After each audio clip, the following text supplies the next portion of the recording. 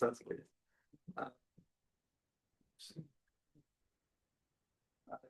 The first one, sorry, we're going to start with the BIES Economic Forum, where we're going to listen to the distinguished authors of papers that who have published their work in BIES, and then we're going to have a discussion with learning about how they navigated the process of publication with us, and after that, we the editors of BIES are going to put ourselves in the fine line and try to answer your question. We're going to tell you what we expect, what we hope to see in submission, and then we'll have a discussion about that. So my name is Firman Witoelar. I'm currently the lead editor of the Bulletin of Indonesia Economic Studies. Before we start, I would like to give you a brief introduction about our journal, about BIES. Let me start by, okay. BIES is one of the leading economic journals on the Indonesian economy and related fields. It talks in the ANU Indonesia Project, and it has been published continuously since 1965. So, as many of you have known, this journal, this event is also part of our ANU Indonesia Project 60th anniversary celebration, and it's also a BIES 60th anniversary. And this original covers economic analysis and policy, but not only economics. We also cover papers that look at the intersection between economics, developments, and also area studies. And I'm going to talk a little bit more later about BIES in the second session, but just to give you an idea of how many articles we publish each year. We have 3 issues per year, and each issue have 4 to 5 articles, and some of which are commission paper, including the survey of recent developments, which also I'm going to talk about this morning. We're going to discuss with some authors of the survey, and we have a long, rich history. And then there's also Indonesian comparative perspective paper, another commission paper, and Indonesian politics, which is based on their political update. Yeah, so that. Okay, so these are the metrics that some of you who are in academia or are maybe interested in most of the metrics, and why you choose to submit the paper to BIES. This is our latest metrics. We have our impact factor is 2.3 with this journal, the economic journal. You don't compare this because discipline. It's pretty high with Q1 based on the impact factor, and also and it has been overall increasing in terms of metrics, although it tends to fluctuate. And you probably want to see about the 4% here, which is the acceptance rate. That means rejection rate is about 96%. So 96% of submission are average rejected. And the 48 days average from submission to first decision, which is long. We used to have a much shorter one, but this is average, so we just look at median. But well, I think earlier it was around 17, 20 days before you hear about your first decision. Okay, this is just a uh, uh, what we published in the last, I think last 3 issues. This is the volume 2024. We have so survey of recent development, regular articles, and also book reviews. And this is the one that's the latest, the forthcoming issues that again start with the survey of recent development and 3 regular went through the whole peer review process. And we published, this is our print edition in Australia, and this one in Indonesia, published by the CS. Okay, that's what I want to say about BIES. We'll talk more about BIES. And now I'm going to start our session where I'm going to invite the 3 speakers to come on the stage. We're going to have a discussion with them. The first one is Ana Falentina.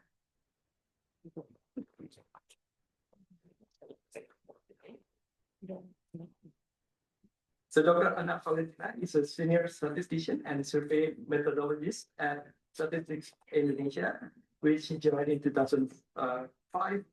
She's an alumni of ANU Project. And then I'm going to call Jahen Rezki.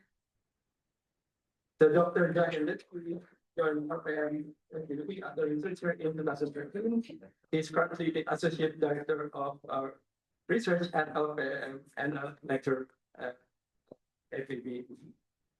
And lastly, Cosimo Thawley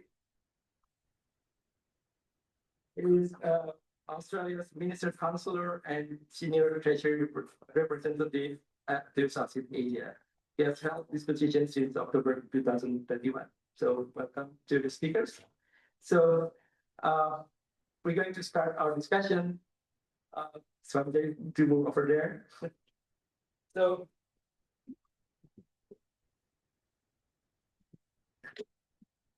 I think the first question that I wanted to open the discussion is with each of you, maybe starting with Jahen, to briefly say what's your first interaction with BIES. The outcome, what? Yeah, you can start with that. Right, thank you, Mas Firman. First of all, thanks for having me. I guess it's very hard to say no because again, Bahacho was the one who asked me or forced me to be a speaker today because again, he was my undergrad supervisor. So you cannot say no to your supervisor, right? And also Pak Budi, you cannot say no to Pak Budi. So that's why I'm sitting here, not because I'm publishing papers at BIES, not because Bahacho and Pak Budi asked me to do so. So I think, yeah, again, when you hear about BIES, I think the first time I was being exposed to BIES when I was an undergrad. So a lot of my lecturers told me that in BIES you're gonna learn many things about Indonesia's economy, and this is like one among good 2 journals about Indonesia's economy. Another one is obviously having some opinion or also my own journal. And so I published 4 papers at BIES. One is survey with it was in August 2024. I think it was about the prospect of energy transition, and the citation is almost like 50 now. So I just look at the daily on the Google Scholar. The 3 other papers quite split because again, when you're going back to Indonesia, your topic is dominant towards the brand. So one is about I think the first one is about the mobility. It was written with Patunru, Faisal Noise, and also Kenya. So Kenya now she's doing her PhD in Yale. Faisal is finding his PhD. The second paper is about the impact of COVID-19. Also, there's a collaboration with Pak Asep Suryahadi, Pak Iwan from BI, Pak Arif Ramayandi. And the last one is about the electricity in Indonesia. it is written with Pak Ruslan and also Bu Ana, colleagues from BIES. But that's the good story. Right. I also have. We can move on. We can move on. So that's also. Okay. Thank you. So what you, Dr. Adnan, did Budi also force you to speak with us? So,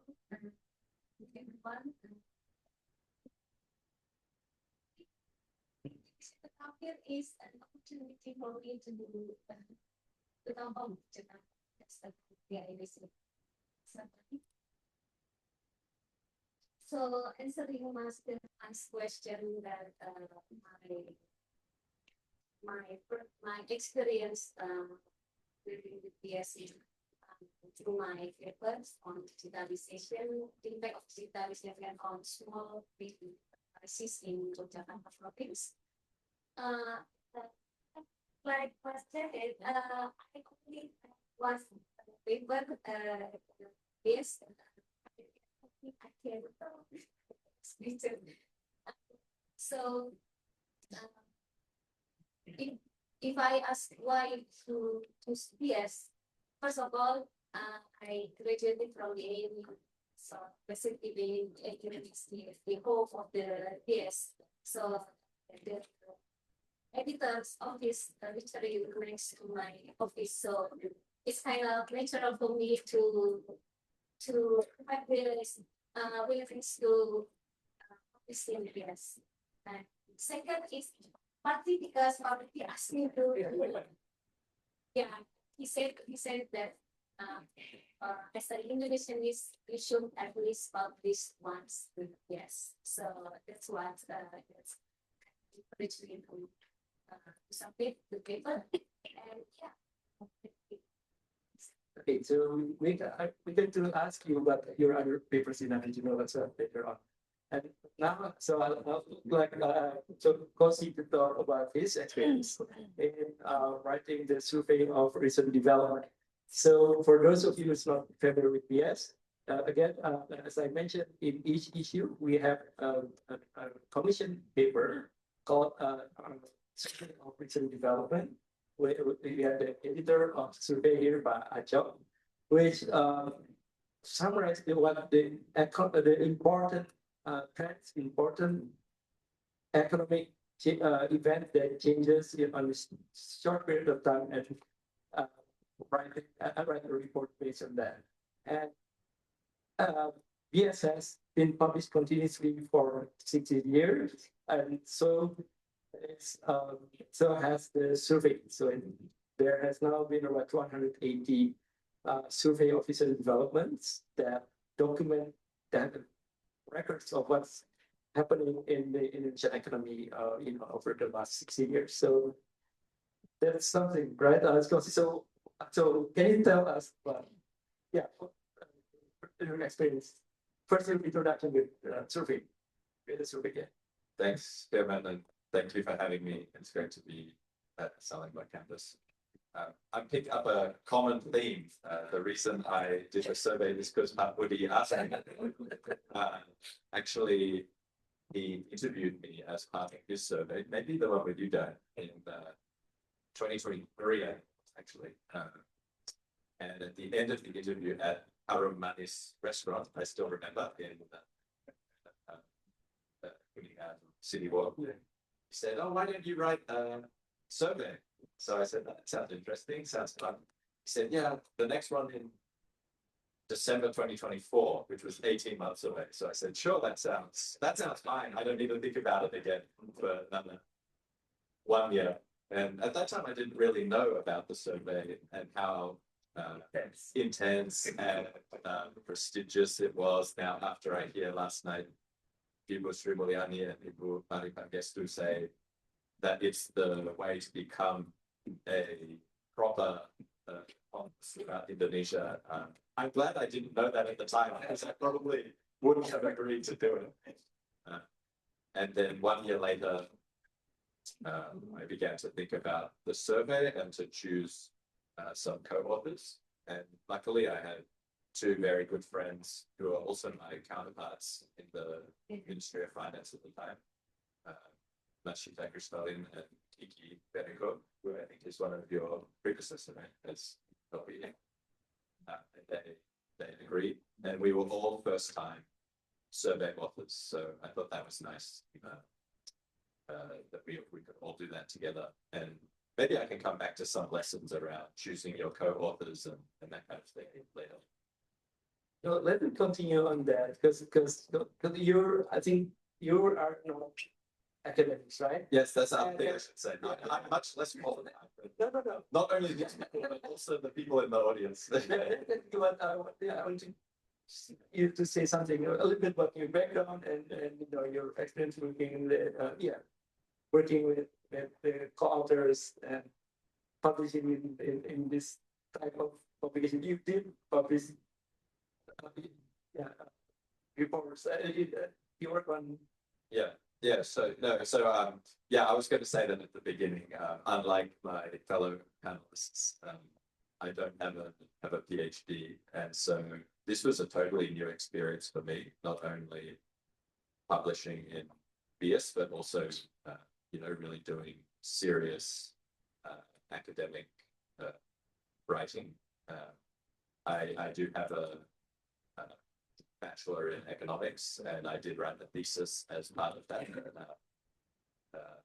in the US, but I had never published academic work before, so it was a first for me. I think the survey is a nice one to do from that perspective because it combines serious economic analysis with, as you said, more strategic level identification of what are the trends and developments that have been occurring over the survey period, generally the last 3 to 6 months. And I've noticed, because I read all of the past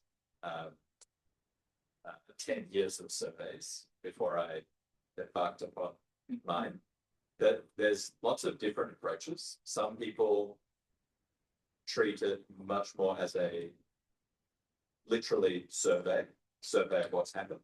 But other people take it as an opportunity to do a much deeper dive, almost like a classic academic article into a particular topic of their choice. So I think Acho actually did one on trade policy a couple of years before us, which was deep dive. But we modeled ours on one by Professor Howell Hill, and from the 2014 election, which actually was the same time period, because we were looking at 2024 election, and Howard was looking at 2014 election, and it was much more of a survey, I think, because it was covering the developments of the program, the election.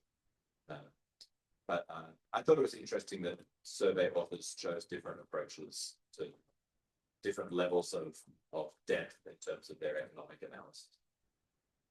Thank you. And I'd love to, you're a statistician. You were not strictly in academia, but you published in work development and policy study ADBS. And so, what do you think on this academic publication in For me, so the experience more. So as a statistician, I used to work with the, but I have limited secret to do this. But doing my PhD, allowed me to do such thing. Actually, my publication in BIES is my second paper of my thesis. The first one, I managed to publish it work development. It's on the back of the house again on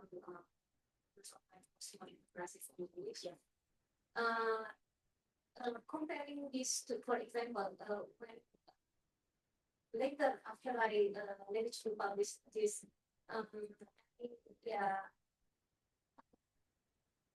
I see some, yeah, some differences. So, when we write paper, you know, the coverage of your analysis. For BS, for my paper in BS, is more on regional analysis specific to Jakarta province. Different outlets like development, they tend to interest more on subject that is more broader, covering in my case is for Indonesian and is whole.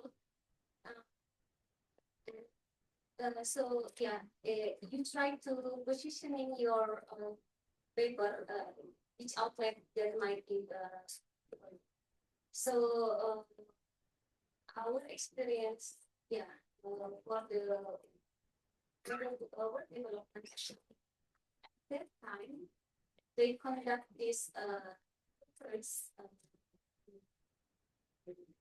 They conduct this conference at Michigan University. So I came there and learn. So they have this kind of session, and yeah, get some insights what they actually look for. And I also managed to met the editor, and he scanned my draft, and he told me that it's just can submit. Yeah. So that's the first thing, that you positioning which outlet might be suitable for your paper, and for the rest, I think so. In terms of, for example, what you're gonna have to write in paper, I think for template is kind of similar for any scientific journal, but based on my experience, because I think it's one of my first time writing this journal. I study one of my supervisors working paper. In this case, it's not publishing. It's both work. So I enjoy his writing, how his papers. So I take it as a template, then I develop from that. So let me ask you this question. Going back to your BS article, was BS your first choice of publication for that work? And for the world development paper, it also was your first choice. But it is an interesting approach to publication. I think people will have different approach on whether you write specifically for a journal or you write a paper first and then think about where to publish it. So on that, maybe Jahen, think, because publishing is your bread and butter as an academic, right? So yeah. So first of all, maybe I can share the two differences between survey and also the article, right? I think Cosi, you had a lot of time, 18 months ahead. I only had like 6 months ahead, and with Budi. So you can imagine the intensity of doing this survey, and it was during Ramadan, April. April was the first time I met with February, and April was the first time I did survey, right? So it was very intense, and also the process of the feedback from the reviewers, right? Because you have like how many people? 8, 10 people leaving comments on your articles. It was a mess. It was a mess, and you have to comment. You have the response, and again with Budi, you have to respond everything, right? So it was the experience with BIES. Now for the papers, again, Mas Firman mentioned about the acceptance rate 96%, right? Sorry, the rejection rate. I was among the 96 actually. So I think I sent so I had 2 papers rejected not by Mas Firman but by Late at the time. The first one was this rejection. So, and the reason is because I think now BIES is more into like causal, right? Especially if you have Ben and Late as your editor, he really insists on having some causality and something like that. So that's the reason why we had the rejection. And the second one is, it was the second R&R. Second R&R, and then he found that I didn't manage to respond the novelty and all of this stuff. So that's my experience in the 96%. But the 4 papers that are being accepted, it was a very pleasure experience. So the referee were really good. I mean, they asked the right person to really taking care of our paper, reading our paper, and provided some good feedbacks on that. So in terms of why we chose BIES, I think one of the papers, it was not the first outlet. So we sent it to another outlet, the comic paper, we sent it to Comic Con, as reject. And then Patunru told us to just send it to BIES. But the other 2, I think, it was also first rejected at BIES, sorry, at another outlet. And then the second attempt, it was in BIES. So yeah, maybe because our papers is specifically about Indonesia, right?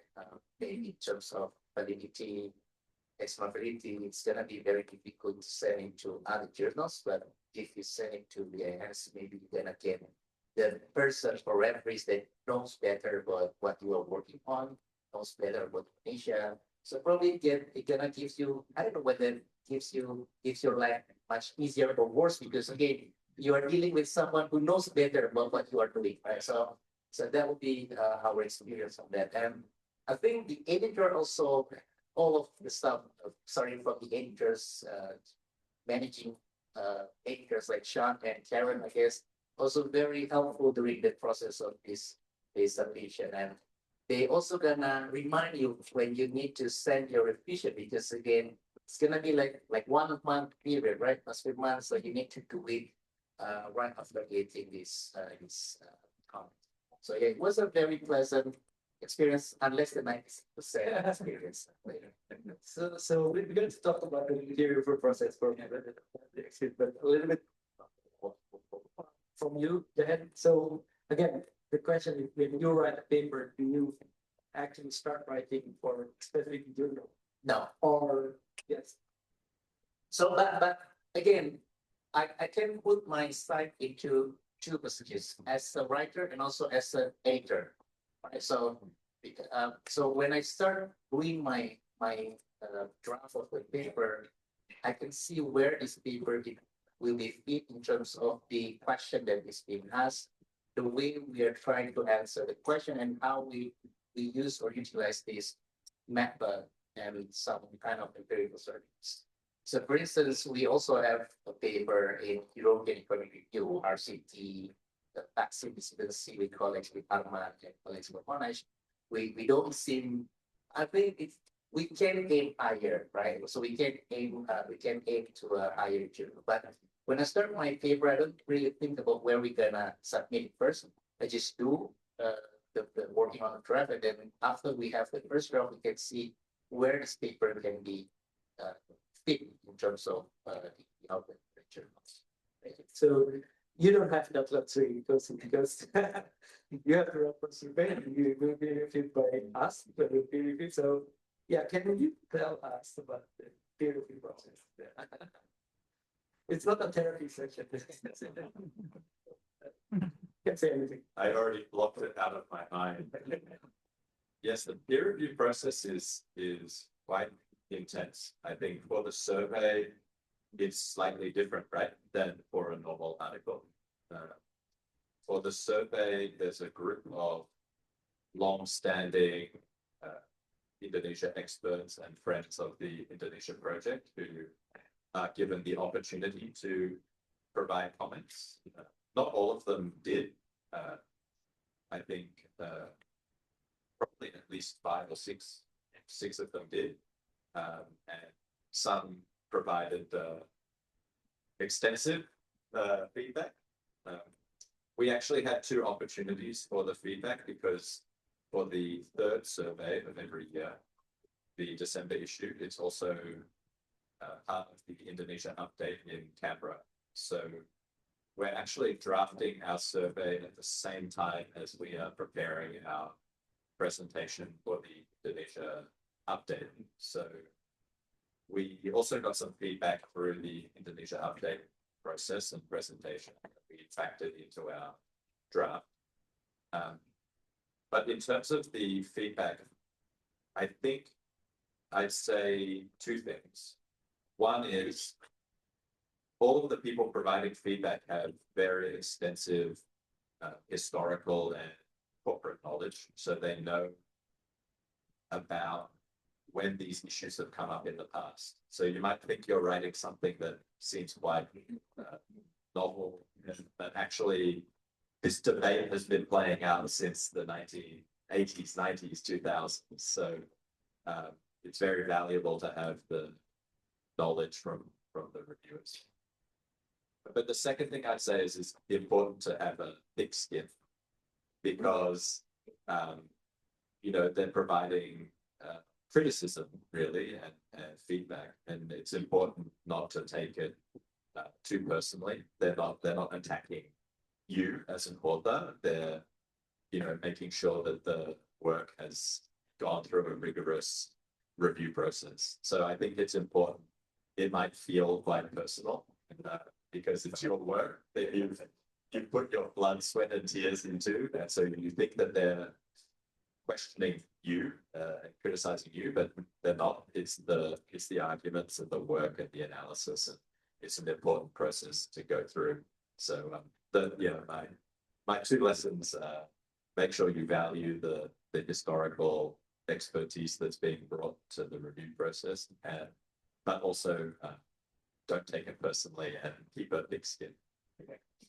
Just again to remind you of the story that Marifalus told us, that it used to be when you're writing for a survey, they would, after you do the field work, then they would lock you up in Canberra for 2 weeks until you get a draft out, and then you have to defend that in front of this group of people in person at the time. So yeah, so I think that your experience is a little bit better. Yeah. And yeah, you still want to do it at some point, right? Yes. So, yeah, so it's not that bad. Yeah. Let me again continue now, since we're talking still about the survey with Jahen. But before, for everyone to get survey of recent development is a special article that often we invite people to write.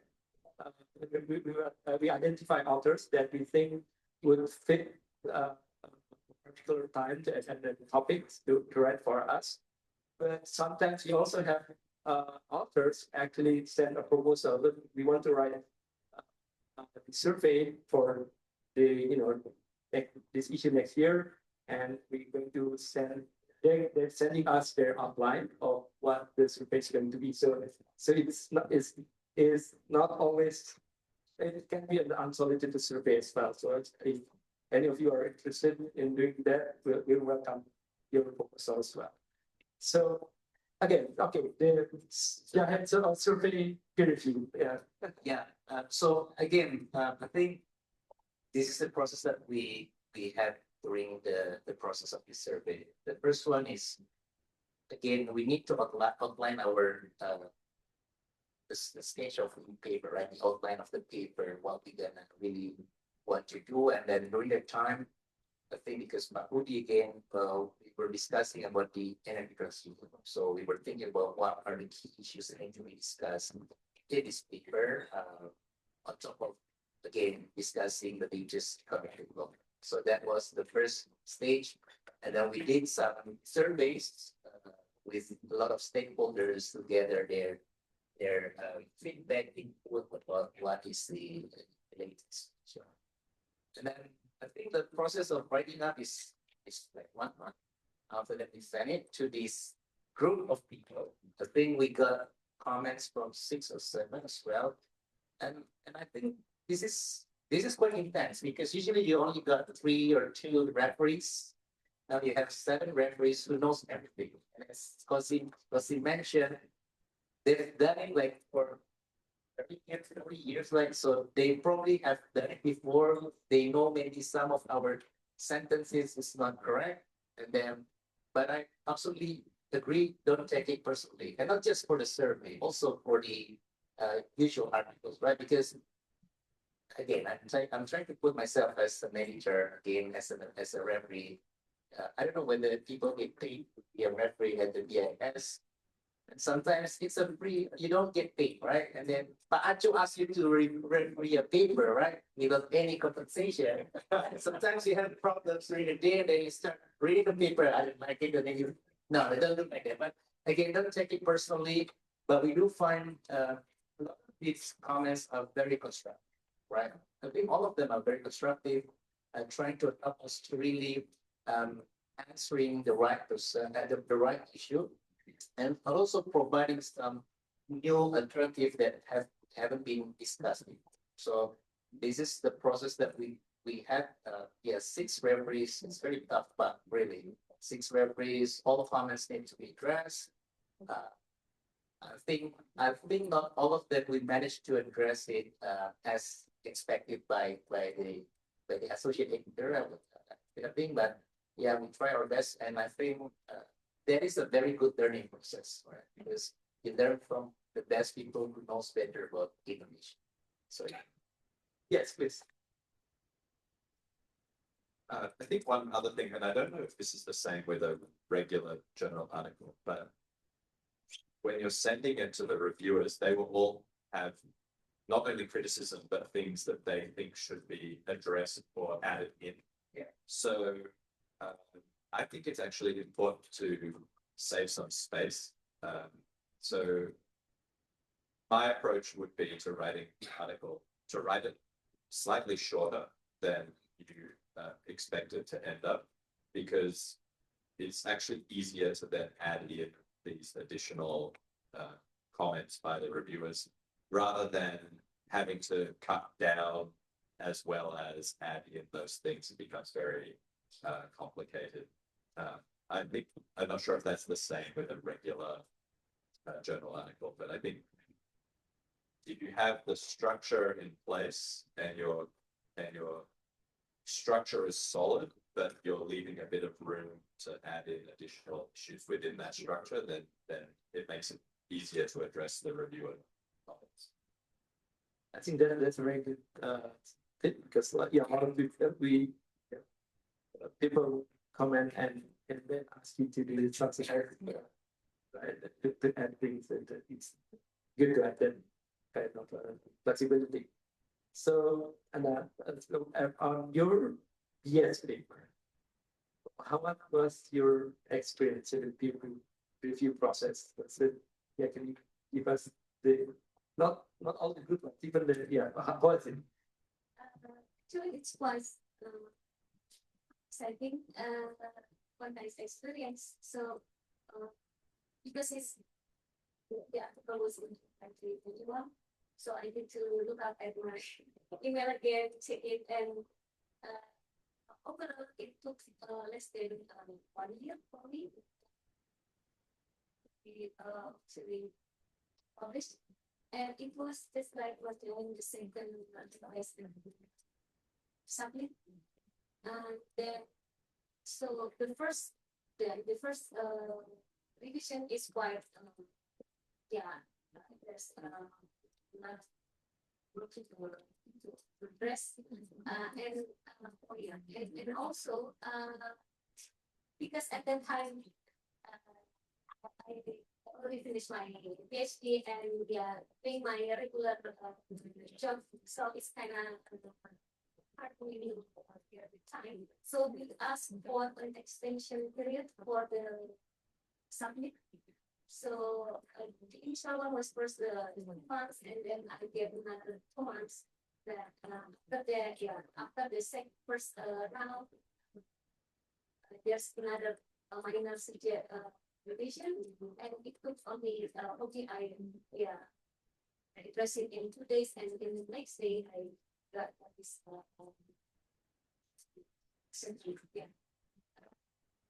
So and looking at the comments from the I think it's kind of constructive, and they give you some different perspective And yeah, basically, you might experience, we might not agree with what the referee said, but to some extent, they just have to address it whether you gonna do what they ask you to do, or yeah, give some explanation. So for me, yeah, it was. So compared to the other articles that published elsewhere, is this typical?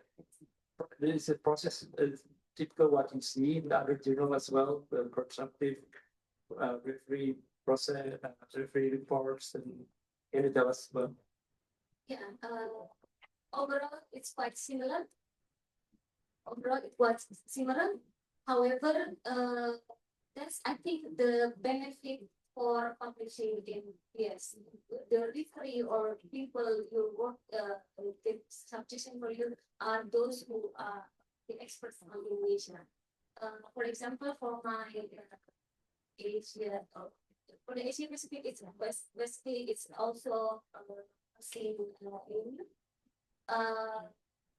But for the work development, the referee, I mean, remember the referee, we kind of get sense that the referee might not know the real context of Indonesia. So it's kind of challenge for you to give some explanation regarding what's going on in Indonesia and for them to also understand. I think, yeah. So we're going to do Q&A, but we still have time to for each of you to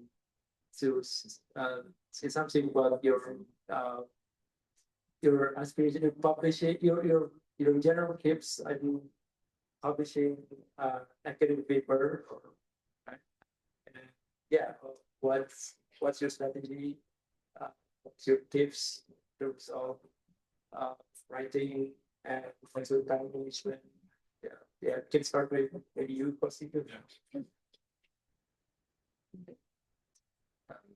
Yes, so as I said at the beginning, I'm not an academic, and actually for me it's a little bit difficult to publish because I'm a government official, so generally I should seek approval to do it. I think in this case I asked forgiveness rather than permission, and I just did it anyway. Luckily my boss said it was a good paper, so that was okay. But I would like to publish again in the future. I think I found it a very good discipline to make yourself think through exactly the right argument. For me, I'm looking at the Indonesian economy every day.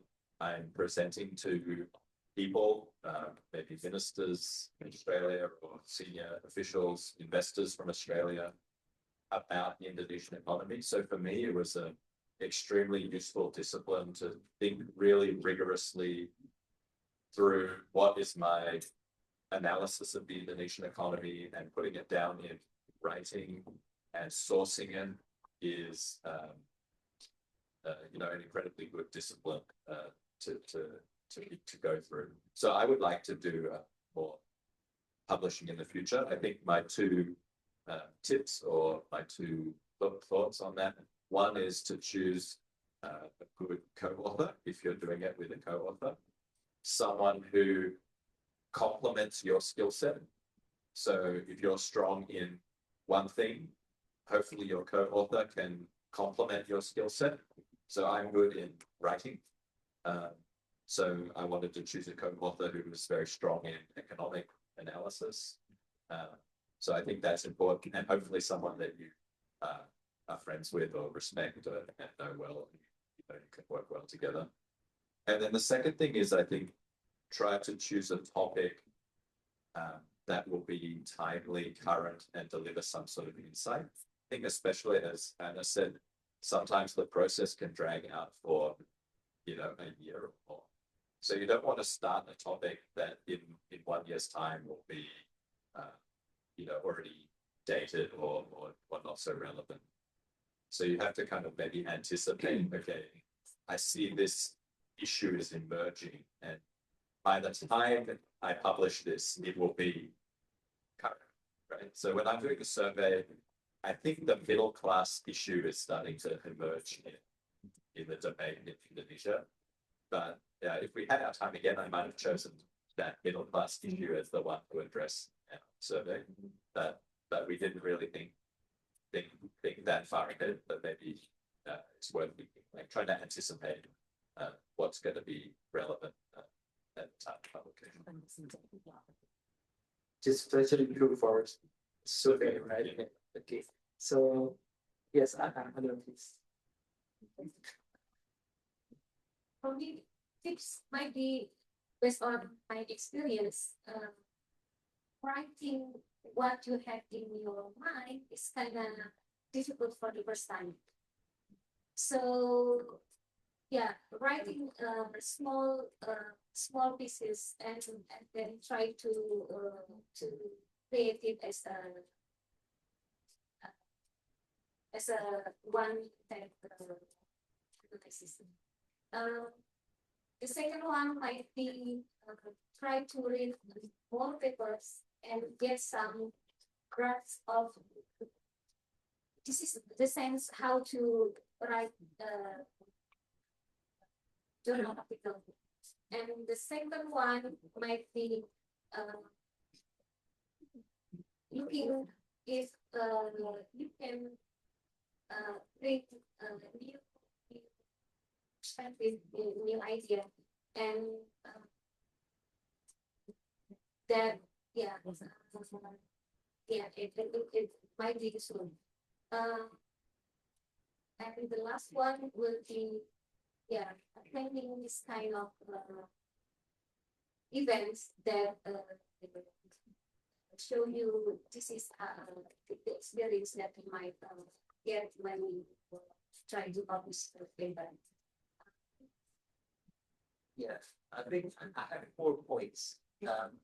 The first one again is starting from a good research question, right? So it's gonna be very difficult to publish a paper if you don't get the right questions, and also it is for your interest, self-interest, right? Because again, you're gonna do this work for at least 1 year. If you don't enjoy writing on this topic, then don't do that. Yeah.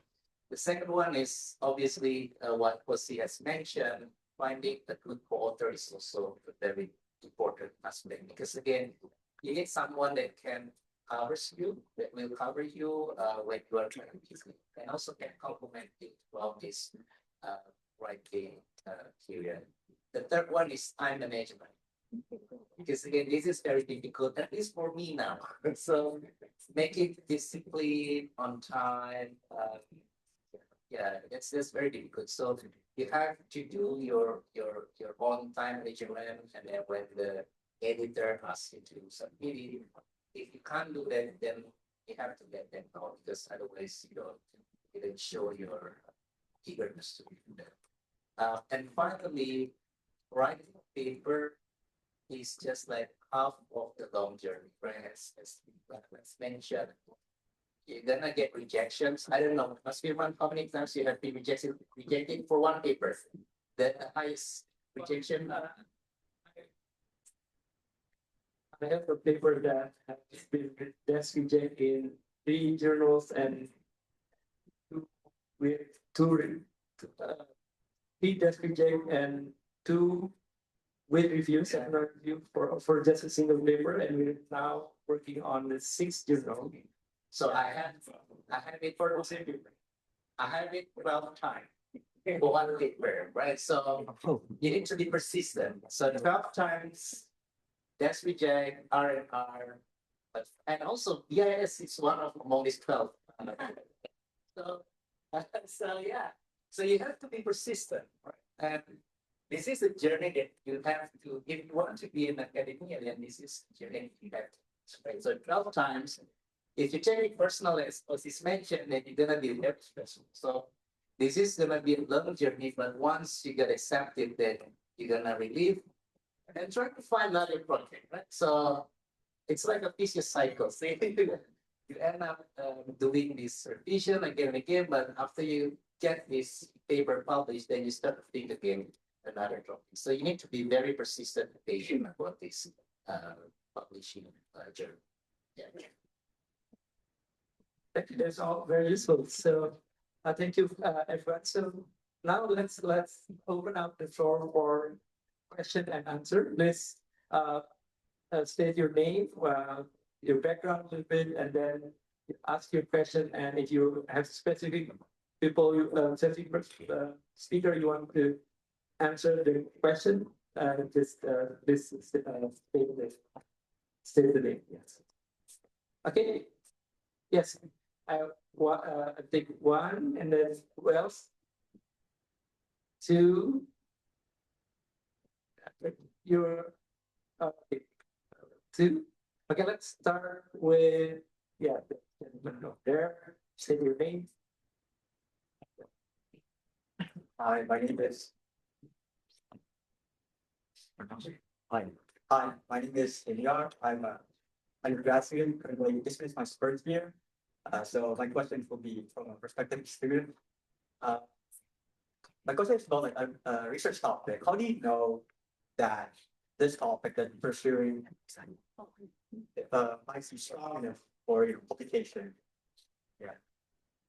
Directed to Anyway, yeah.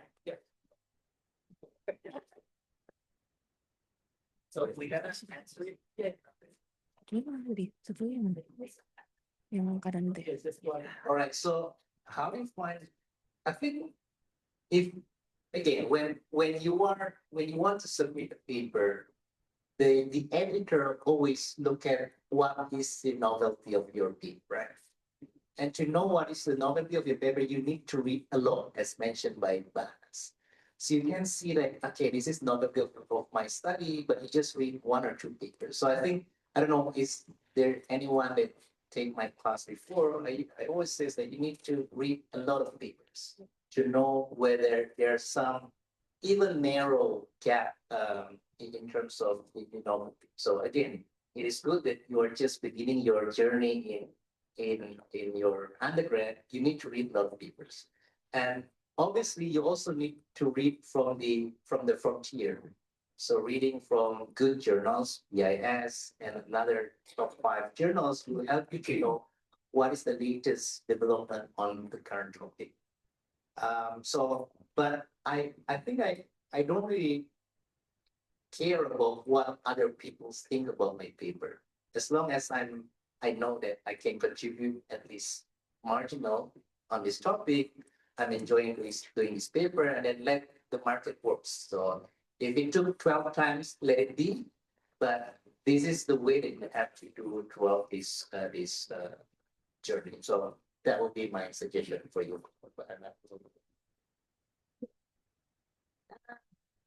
My case, I think it's similar to my Mas Jahen said, that when you see there's a tiny gap that you might your topic might contribute, you give it a shot, and it's the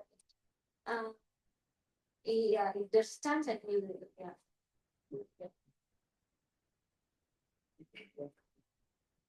No, I think the only thing I would add, maybe because I'm in the government, I have a bias towards things that are policy relevant or might advance the debate around a response to an issue. So I think actually I came across this quote by Heinz Nutt around the time he's creating BIES and the Indonesia Project, and he says things should be academically rigorous and hopefully policy relevant or something like that. So I think from my perspective, also good if it can forward the debate about the policy issue that's important for Indonesia in this case.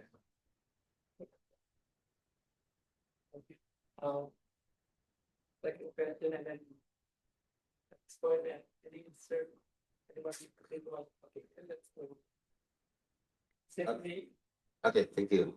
I'm Bagus. I'm a PhD student in I think we heard about the good part of being published we publish to publish it. Yes. I think I don't know what not the good part, like not the bad part, not the good part to publish in business. I see that if the acceptance rate was 4%, how hard is it?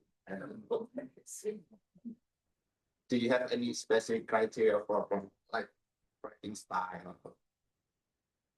Because of the issue, yeah. Terus, and then for Mbak Ana, how hard was the review? I think that's it. Thank you.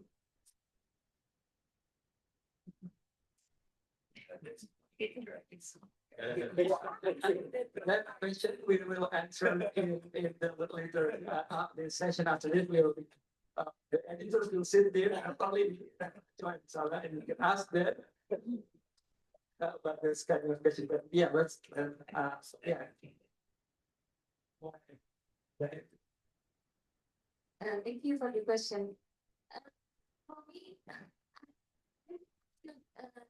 grateful during my submission process.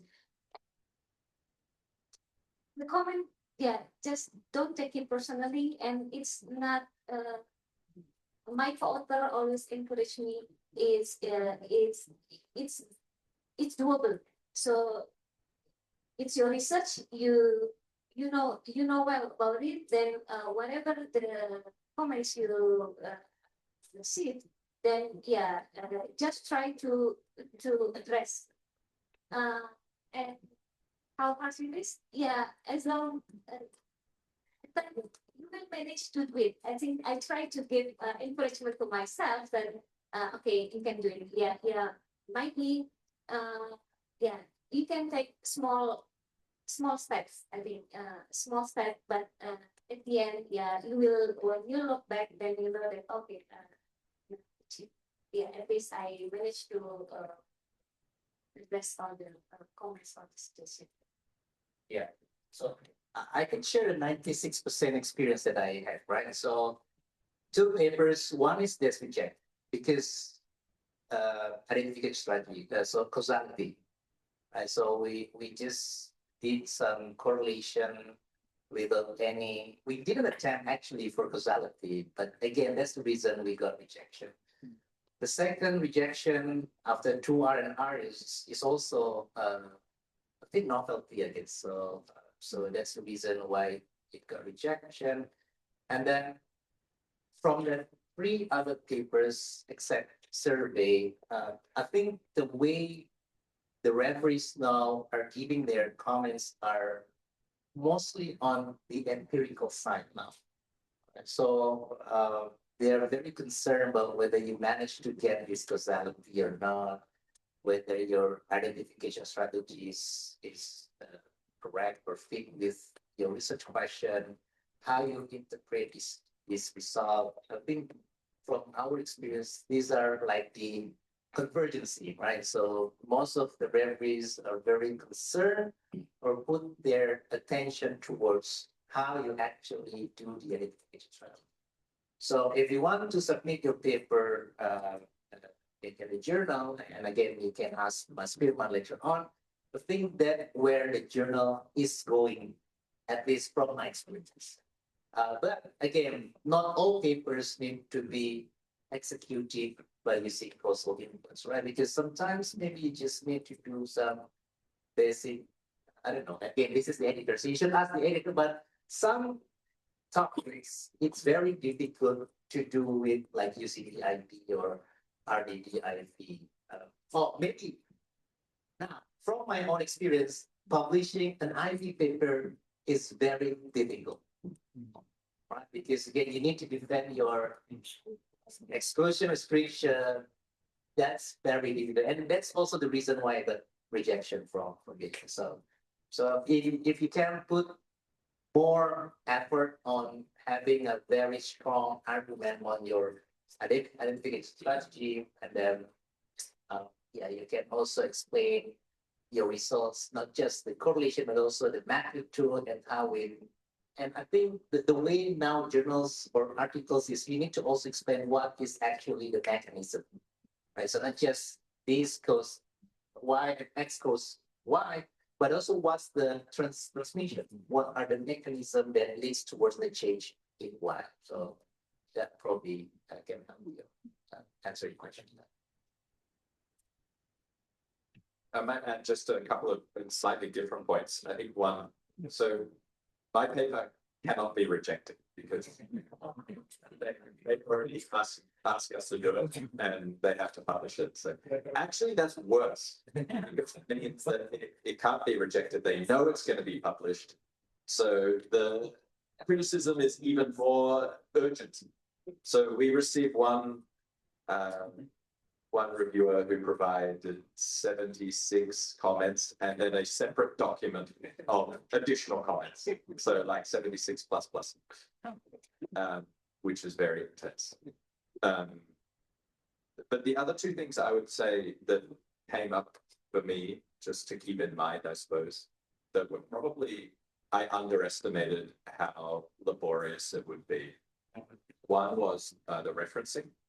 So we had written our draft paper with keeping track of sources and, putting in the links and so on, but not doing the proper referencing from the beginning, which was a big mistake. Because then after we got through the substantive review, so about the arguments and the content, then we come to the editorial review.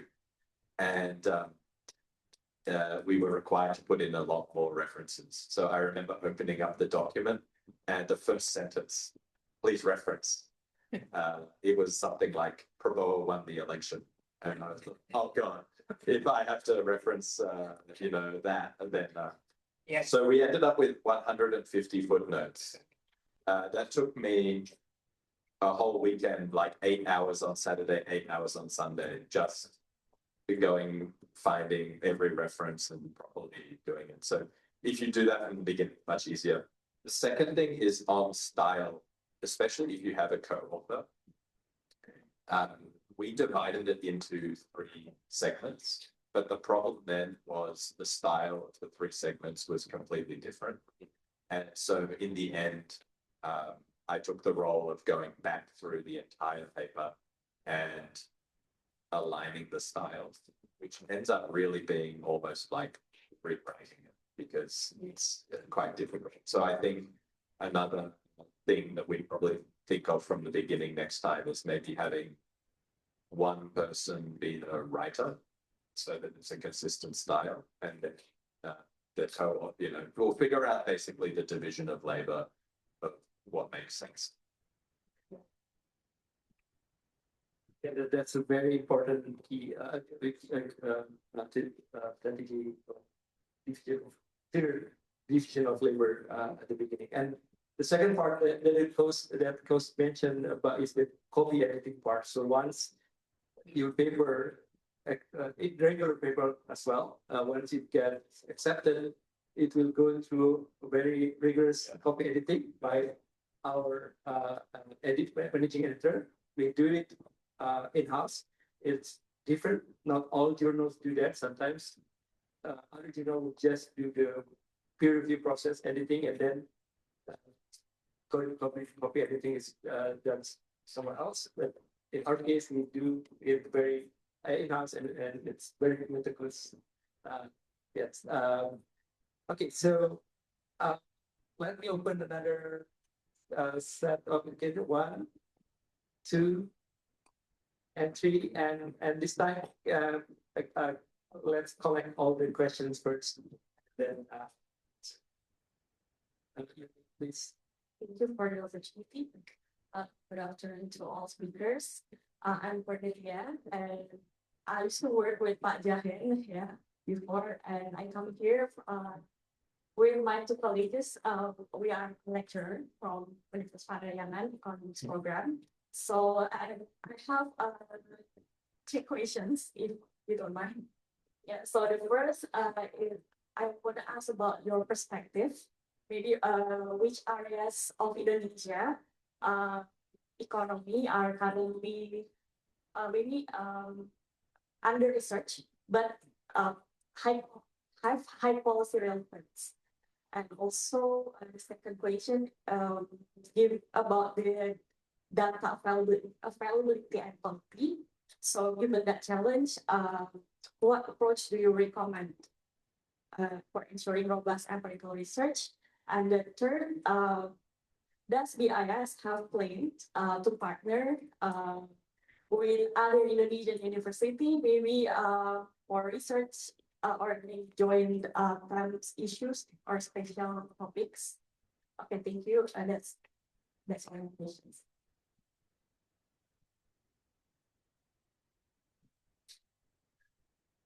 Okay, thank you. My name is Sultan. I'm a doctoral student in OU.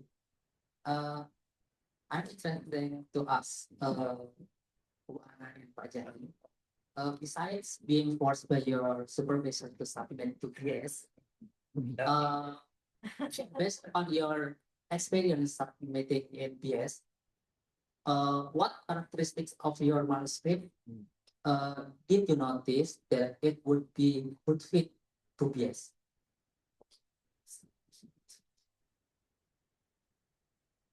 My name is Sodan. Currently graduating from the doctorate program in OB, working from Bank Indonesia. So my first question would be from Mr. Thawley. Part of the government, as you mentioned before, we need to ask for provision or, as you put it, forgiveness before we can publish anything, and especially when it is related to policy implications or more precisely policy implications of the organization I'm working with. Yeah. Do you have any tips how to like Get this forgiveness. work around that without making too much fuss? Because well, my dissertation is about the policy implication. It wasn't good, and I'm not in a position of having my lawyer yet for the promotion really in place. I mean, I will have it someday, but you know how to get around that without making such a forgiveness. I'm not sure they will give forgiveness, especially here in Indonesia with our culture and you know, yeah. I don't know how to explain it. And the second question will be to Jahen. As you mentioned before, there is causal inference trends among almost all social sciences journals as I go through every journal they're working with mostly causal inferences, and referees than reviewers tend to prefer it more. I'm working with Bayesian macroeconometrics, which is quite ancient, but I think relevant to macroeconomy. So how is it, in your opinion, I can still work with the methods I'm more, which is more preferable to my problem and to my interest, and still getting published in the social science journals? That's it. Thank you. Okay, so first of all, I think the question about yes, we can answer a little bit later, but I think that your question about which area, which region that is under research, the availability of data, I think, you know, anyone can answer it, or we can answer that, or both we can answer that question. Yeah, that's right. Areas of research, again, I might be biased because again, it's depending on my own interests as well. But I guess, again, now I'm working more into industrial policy and also political economy and digital economy. So it's But I guess there's so many questions that there's no clear answer. For instance, we were helping BI actually most of them on this digital money, increase payment and all of the stuff. And we want to actually estimate what will be the impact of this introduction of QRIS e-money towards the demand of money, which is very interesting at this point. And we managed to get the data from BI. So that's kind of topic that I think only India, I guess, that has some. Yeah, Luana maybe also an expert on this digital economy, but I think study on the introduction of digital payment maybe mostly done using EPS data. So again, that would be the area that can be explored further. Industrial policy, again, we have a lot of, maybe Kiki can also share with us. You're gonna be the next author for the survey, right? Next year, yeah. So topic about industrial policy, even though there's been a lot of studies on that, but the latest or the recent policies introduced by the government remains unstudied. So again, topics on this is very important. And the last one, now again, I'm very biased because I'm currently working on two studies about first is it true that Jokowi's presence throughout the election will affect the vote share? The intention to vote. So this is a collaboration with 130. So we tried to merge your location of Jokowi's presence throughout the election and the survey that did by organized. So that's the first one. The second one is we want to also estimate PJ Bupati Gubernur, which is the extension of Martinez Bravo's paper, but we want to really see where they affect. So again, I think it goes back to the question, how you can know the paper is relevant and important. You need to read a lot of papers actually. And you can find what would be some missing link or the tiny gap that probably haven't been discussed before. And if you have the data, probably you can also answer this question. The second one is data availability. Again, now data is here, but again, for instance, SDBS, again, manufacturing survey. Itu barang mesti. There are potential data availability that you can use, and now you can use the LPEM, right? Large language model to re-identify some news. I think also Melissa there just introduced how you can retrieve the data from all per client. So again, this is probably an interesting topic that can be discussed further. So that will be for Cornelia. I don't think I can answer Pusonda's question about forgiveness because again, we will allow everyone at LPEM to publish their paper. So there's no restriction. If you want to do something, feel free to do that. But in terms of causality, this is probably, I guess, in terms of macroeconomic studies, Indonesia remains limited. Right? So if you have this courage to say sorry to your boss later on, I think your dissertation is very interesting because again, I'm the one that examined her dissertation before. So I think she has a lot of potential. Probably you can also submit it to BIES, and then if it gets accepted, you can blame Mas Firman. You can say to your boss that Mas Firman accepted my paper. So you can put the blame on it.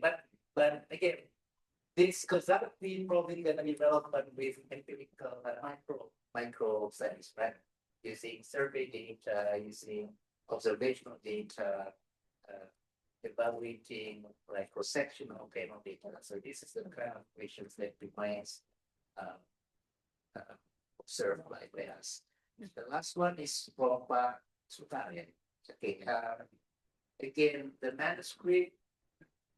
This is also, it goes back to Mas question whether I have in my mind when I started doing my paper, this gonna be specifically for BIES? No. So I think when we decided to send a paper to BIES, honestly, that's not our first option. So, but it's gonna be different. If I have if the paper is written with my students, then I can also look at whether the paper it will be fit with the BIES. But I think maybe Mas Firman can explain later on, but if it is, okay, this is also important. So you have multidisciplinary approach in BIES, right? So it's not only about economics, but also about social sciences and so on and so forth. So if your manuscript is in between all of these subjects and also talking about Indonesia, probably there is a good starting point to send your paper. Yes. But again, if you're coming from economics, then probably the sense of empirical should be elaborated further. So that'll be my sense. But probably the editor can also answer what would be the criteria when they decided to get this 4%. Thank you. Okay. So, can you quickly about you think what the area or specific, either regional or topic that is promising, and then we'll see you well back to the question of workers, also again certain what topics are there? If I I try to answer. So recently, I'm working on demographic Indonesia, so I kind of find interesting fact that young people in Indonesia tend to be nothing. So we have they have this NET showing that young but not in education training or employment.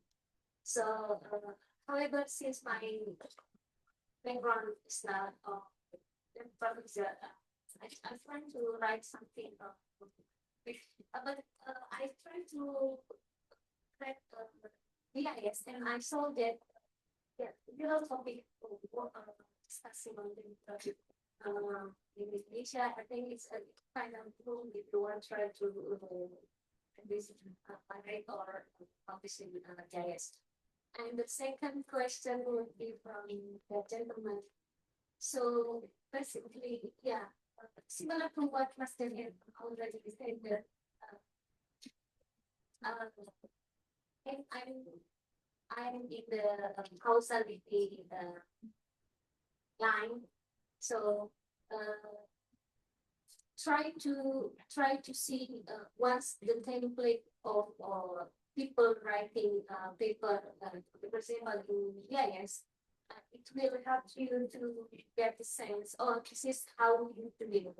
For my papers, basically, if Mas Jahen said that the IB is difficult to publish the IB's papers, but not the case in my paper. Yeah, both of the papers are using IB strategy. I think it's kind of it's kind of a challenge for you to defend your argument, but still it's possible to do as long as that you make sure you follow the best practice what people do, what people write in your area of topic or academic. Yeah, just quickly. So I think first on the areas that are under researched and policy relevant, I'll focus on the policy relevant because like Jahen said, you have to really read all of the literature to know what's under research. But from my perspective, as I mentioned earlier, I wish I had done a little bit more in my survey about the middle class issue, because I think that's hugely policy relevant. And there seems to be a very big debate about whether the middle class, is actually declining, rising. It depends on the data, how you measure it. I know that we went through our peer review process. We had some paragraph on middle class, and all of the reviewers are having a different view on that. Many of the Indonesia Project academics are questioning whether actually that is a real trend. But it's hugely policy relevant, of course, because depending what the middle class is doing, it might influence the decision on the VAT increase or the energy subsidies or welfare payments targeting. So it has so many different aspects. So I think that's one. And then I think anything that is related to what the government is prioritizing. So I think under the last administration, obviously huge infrastructure program and the downstreaming policy. So I think any research into whether those were effective, beneficial, so on, cost benefits would be relevant. And similarly under this administration, I think there's probably going to be a lot of research scope with the human capital agenda, like even the MPKP, because it's being rolled out in phased way. I remember listening at the ADB last year to a presentation about randomized control trials. That probably lend itself to a randomized control trial because it will be phased, right? So you can look at what were the impacts of rolling out MPKP in this area. On tips for approval. Okay, so I think the first tip is you must have the footnote that says this does not represent, you know, the institution views, of course. But of course it does because you're from that institution. I'm always impressed in Indonesia. I think the government agencies give quite a lot of leeway to their employees to publish in their area. I'm always reading articles in like the Jakarta Post or Kompas written by like a Kemlu official in the area that they work in. And then it has the footnote at the bottom, this does not represent, of course it does. They need the permission, of course. But I think that's more than in Australia.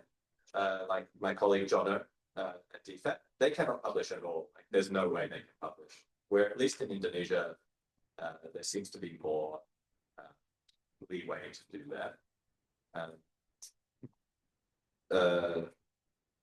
I think the benefit from me coming from Treasury, our institution, from our leadership has encouraged academic work and a healthy flow of, you know, discourse between the institution and academia, which I think is actually, as I said, I actually think that's stronger in Indonesia, to be honest, than it is in Australia. So maybe finding some sponsor inside the institution who's willing to support you. Of course, you can't, like, for me, I couldn't say anything that would be like deeply offensive to the Indonesian government because otherwise maybe they send me home. And the review process, by the way, in the review process, all of the editors are telling us to be more critical. And we're having to push back and say, I think we've got about as far as we can. So, yeah, good luck. And it's my last. Well, thank you. So that concludes our session this morning. Thank you again. Thank you so much for all the speakers for sharing your publishing journey and your tips. And let's give a round of applause.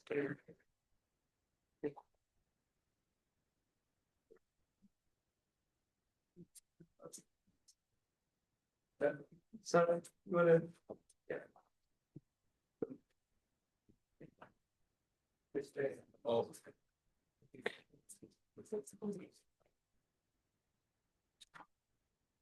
Oh, it's my first back. That's a show. Oh,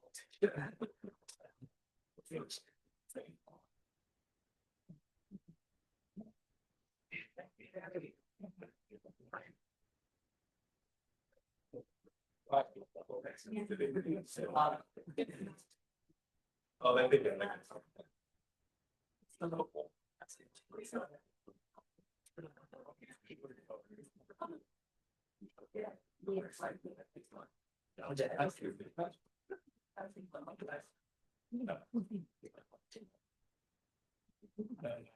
One, two, three. Again. 1, 2, 3. Thank you.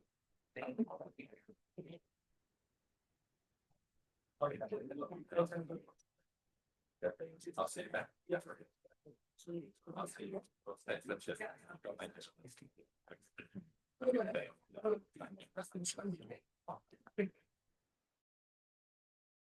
Right away, start on our second session, which is Meet the BS Editors. To chair the session, we have Dr. Hana Gulto, who is an academic, senior associate professor at the Faculty of Economics and Business, Universitas Indonesia. She is also now the of the graduate program in economics. Silakan Ibu Hana.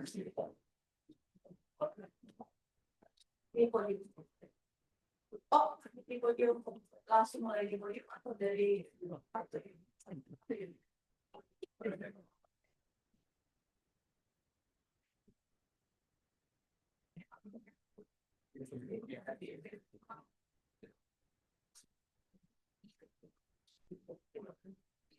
Okay, so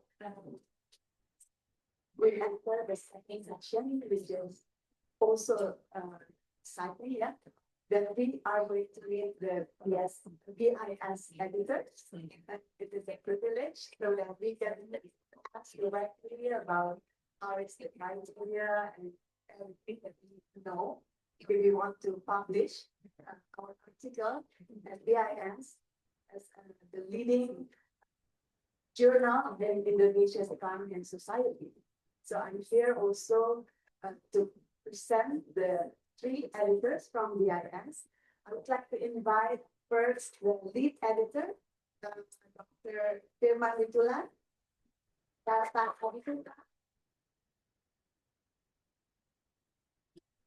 Dr. Arianto Patunru from ANU, and Dr. Sarah Shindo.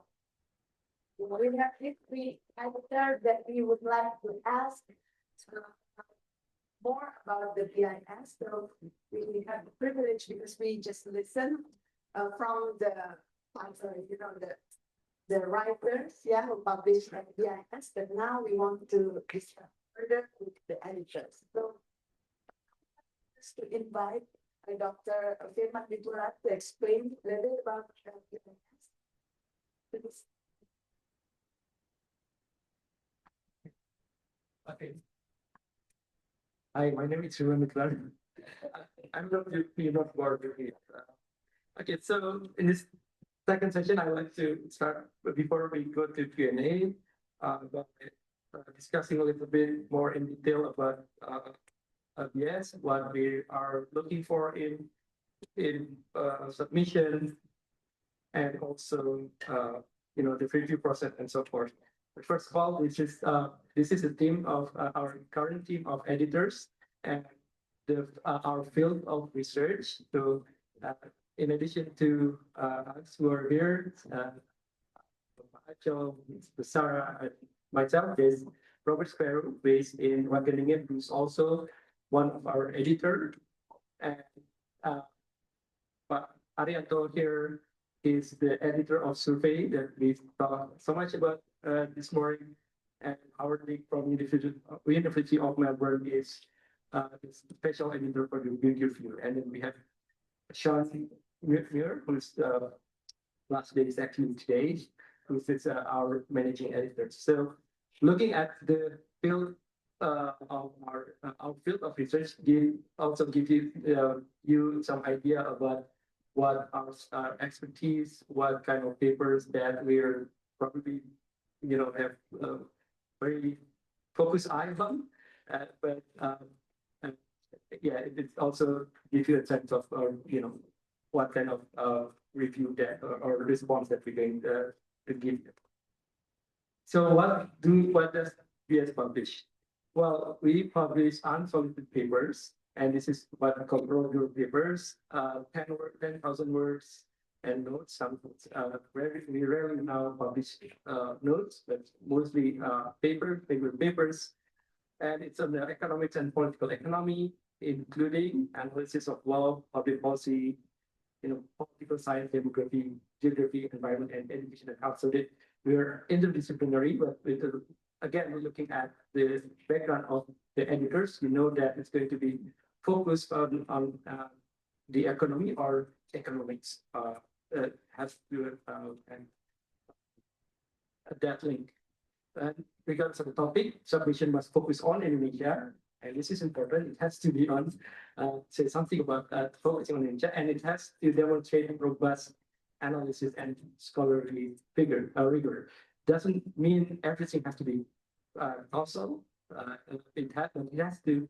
The analysis has to be rigorous, and we can talk about that further. And it's more than economics, so you're not only just focusing economics. In fact, if you look at the most, the current impact factor, the most some of the papers that are mostly cited are those with political paper, political update paper, on or paper that looks that it's a political economy of policy. For example, the currently trending paper, the first one is actually not economics. What you see as a standard economics paper is a political economic paper that looks at oligarchy, and then there's the other paper. There's two other papers more of the economics, and the last one is actually it's an economic paper. So what do we want to see? So what do BIES editors want to see? So we mentioned earlier, we have 96% rejection rate, but most of them are papers that are inappropriate. For example, we have papers that are published that's submitted to us that has nothing to do with Indonesia. It's just it's for some reason they just send it to us, so that gets rejected very quickly, not by us, but so by our managing editor, we will go quickly through that screening process. And the important thing that means that in the abstract it has to be very clear, right? So that if you're what your paper is about, so that's like the first filter that we'll use. If it's not has nothing to do with Indonesia, then that's very likely to be rejected. And then because of it's not out of scope, that we can discuss a little bit later.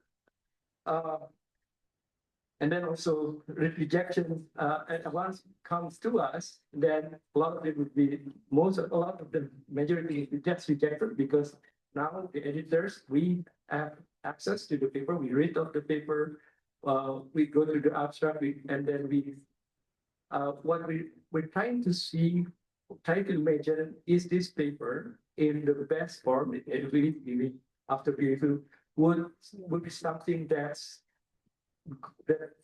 good for BIES and will be highly cited, right? So that's what we want. This is an important paper, and that's a good paper. So we're looking for things that maybe at the very first glance it's not very good, but there's something in that paper that we can be reshaped to be very, very good and it's worth publishing. Only then we send those papers to peer review. If we don't think this paper would eventually be good enough, we're not going to send it to peer review because our peer reviewer that are available to us. We don't want them to we want them to really have a look at papers that have some chance of being published. So this is the latest statistics of the light blue one is the rejected one. The dark blue one, if you can see that those are the acceptance rate. The acceptance paper in the last 3 years. The most paper will have decision within 30 days or 16 days, most of them. And I don't show it here, but geographically, it's a lot of substitution comes from Indonesia, but also from elsewhere around the world. So what we want to see is articles that present new knowledge. This is all editors, not just BIES. That is grounded in relevant literature. It has to be close to the frontier, and it has to be significant, important, and timely, just like we discussed in the earlier session. It has to be relevant. It has to be. We think about, is this paper going to have impact in, in generate other line of research, other papers. So that's what then end up being the impact factor of the paper. That's what we try to see in the paper, in the submission that came in. And this is important is to look actually closely at the aim and scope of the journal. And that again applied for all journal. Any journal that you want to send your paper to, look at the aims and scope and make sure your paper really fit this this journal, right? Read the aim and scope, read all the try to read through the journals of the issues or what articles are being published there. So there are I think 4 key issues that before we go to discussion, and we can go into details on each point. The first is about structure, organization, and narrative coherence. We want papers that come in that have a title, that effective title, very interesting title, but also effective. Really tell us what's it about. A good abstract, and we can talk about that. Both Sarah and I discussed that. A good introduction. In terms of language, we need to have good, clear English writing that stays on topic. And we know for most of us, if not all of us, English is not our first language. So, and we can help you with how to overcome that barrier. Your writing need to be logical and we have the sections that are appropriate for an academic journal, and the overall paper have to have a clear and believable narratives. Right? It has to be a coherent paper. So that's one. It has to have an analytical depth and rigor, and can discuss this further what it means. But it has to be grounded in some theory, because this is, after all, an academic journal. It has to have a careful analysis and interpretation. If it is causal paper, if it's a paper that claims causality, then you have to show that you are able to have causal identification.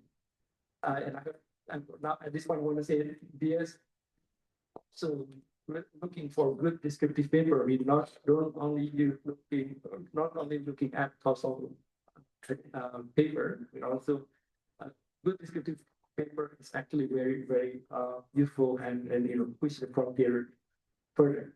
And we have to have substantiated assertion. This is the case where you will end up with 100 footnotes if you don't, you need to really substantiate your sentence, your argument, and you have to be honest about your rigorous the paper of your approach. And you have to think through, and at the end, when you think about policy implication, is there really enough policy implication at all? If not, then don't write it up, don't just make it up. So some papers are useful without really concrete policy implication. And good writing, I think it has to be focused. You have to have the reader in mind. You know who's going to read this paper, who are the audience of the journal, concise, to the point, and immersive, and it has to be credible. So, okay, so you read to know well. You need to know the content, scope, and submission guidelines. Assess features of successful submission. So what are the kinds of papers that actually are published, and be aware of what we are looking for when we assess these articles at the very first, before we send it out to review. Again, in terms of writing, continue to improve your writing, right? Copy editor if possible. Okay. Again, before submitting, ask yourself, you submit power this, stay in the word limit, and these are all details that we can talk about later. They can talk, and there's an issue that you will probably raise about AI, and we can spend time talking about AI, and all this that I spoke is just getting you ready for peer review. So it's not how to get pass our desk and go to peer review. So yeah, once it's there, then you will, once you go past the desk, our desk, then we get to send it off to peer review, and then you will experience by Jahen and Anna, because you discussed earlier about how to deal with peers. I think that's for me just a broad outline of what we're taking and as an editor, and giving feedback to Hannah. Thank you. Thank you. And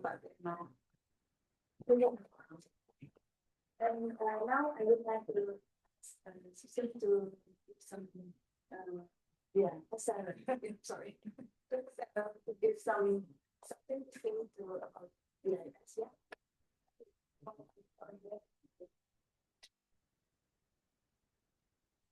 Good morning, everyone. So I'm so editor for BIES for probably almost 10 years now. So I guess 3 points. I'm kind of a lot of spots, so just some quick things. The first one is from my experience, we talk about the different other things, but my experience is that a lot of papers that come to BIES have this. They claim they have these fancy models. I have done the modeling and I have all the equations, but they don't really say why use this model. What's the story behind? So that's my experience with a lot of submissions. So I would actually encourage people to think about the stories through story, not only BIES, but in other economic journals. That's the most important thing. You have to sell the story. The second point for BIES, but also I think just in publishing in general, I would encourage people to think about your competitors around the world, right? Because academic journals, you're competing with everyone, in all economic departments, sitting everywhere. What's the comparative advantage of people, say, probably the people sitting in this room? I would say your comparative advantage is your knowledge of this country. So for you to come up with a good story, think about what I can tell other people that they don't know about Indonesia. What's special about Indonesia? What story I can bring to the wider discussion on different things. So that's another point. Third point, because I see a lot of female students in the audience, I'm a female academic, and I think there's general agreement probably is that at least in academia, female academics and students are less likely to be overconfident and less risk-taking, and that's not a good thing for publishing. So I would really encourage female academics to be more, just don't wait until everything's perfect. Just keep going. If you get a rejection, submit right away to another journal. So yeah, keep going and don't be thinking too much about, am I doing the right thing? Am I being good? Am I a good academic? Don't let those things, influence you too much. That's it. Thank you so much. Very important to bring up a story, yeah, and it's powerful for female academy. And the last, I would like to invite Joe, to give some words. Yeah, thank you, Mbak Hannah. Maybe I will just add a little bit quickly explain the process and what we do actually every day as editors of the bulletin. So when you submit your paper and you have to submit it through a portal, it's called Scholar One Manuscript Central portal. You submit it there, make sure you scan the identity and things like that. You have cover letter, you follow the guidelines. And then what happens next? It goes through to our managing editor, in this case, Shadwin Newer. And having been working with us for 7 years, he sort of knows each and every expert areas of interest, research focus of us. So he knows who to allocate the paper to, who to assign the paper to, right? So if you write a paper on labor economics, for example, most likely Sean will ask Sarah to handle it. Okay. If you write something about health economics, Sean will send it to Firman. If you write something about international trade, industry, it most likely would go to me. Okay. But if you write something not really on about Indonesia, maybe 80% about Turkey or some other countries, Sean will just reject it. He doesn't even need to send it to us. And that explains to some extent the 96% rejection rate. Because it includes that. So don't get scared with that figures, because actually maybe Sean has to reject 10, 20 papers every day. Okay. And then if the paper gets allocated to us, so that's our job, right? So maybe every week we have to deal with 3 or 4 papers. And then that's when we are also very busy. That's the importance of title, abstract, because that's the first thing that we read, right? If the title is not very interesting, maybe you will read the abstract very quickly, right? Without much interest, right? And then we read the abstract. Oh my God, that's very dry, and people have done it, have done this research.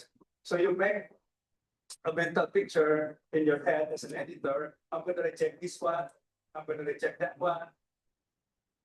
You read the third one a couple more times before making a decision. So that's what we do every day, right? And then the next morning, we execute that decision. Now, from the beginning, BIS have a mandate to actually improve the capacity of Indonesian authors as well, unlike many other journals. So we really like if we get series submission from Indonesian authors. So even if we reject them, we try to give very constructive feedback in details. So maybe some of you have experience with top journals. Sometimes they just reject you right away without explanation even, right? Maybe with some harsh word, it's not good enough for our journals.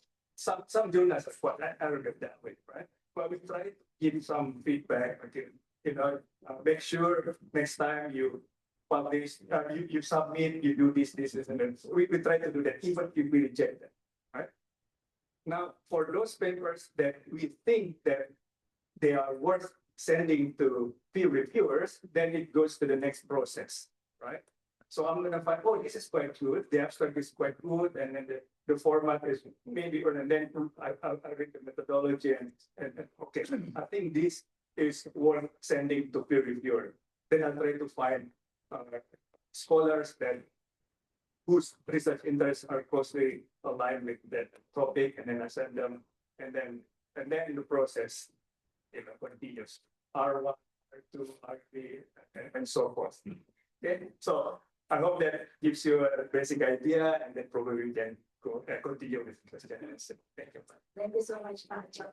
So I think from the 3 editors, we have heard a lot about the post-test in BIS, how they accept and reject journals and books. But I believe there are still some questions from the floor. So I'd like to give maybe a chance for 2 or 3 questions from you. And wants to, yeah, okay.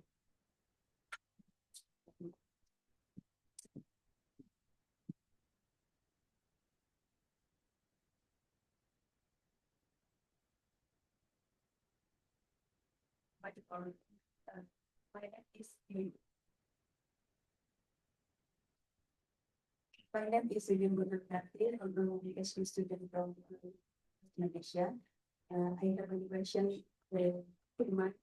But first of all, thank you so much, Firman,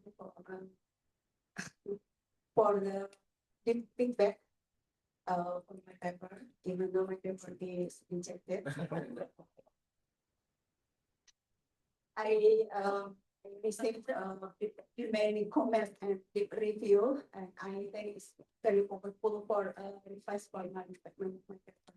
I just want to confirm about your presentation that almost the acceptable paper in BIES work on was revised and resubmit. Does it mean that it is possible to resubmit the same paper after making revise and refer based on the deep review from BIES? And how about the process? I mean that is it the same process? The process with the first submit or different process? Thank you so much. Thank you for the question. I think we can just answer. Yeah. Is there any review before the peer review? Yeah. Well, thank you. Thank you again for submitting the paper, the article.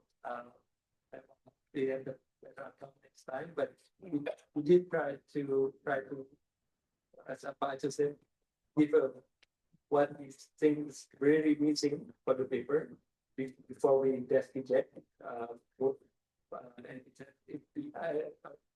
And I'm not sure I remember which know exactly, but usually we get that tips and also sometimes even suggestion made, that the school or the type of journal that fit better is not ours and so forth.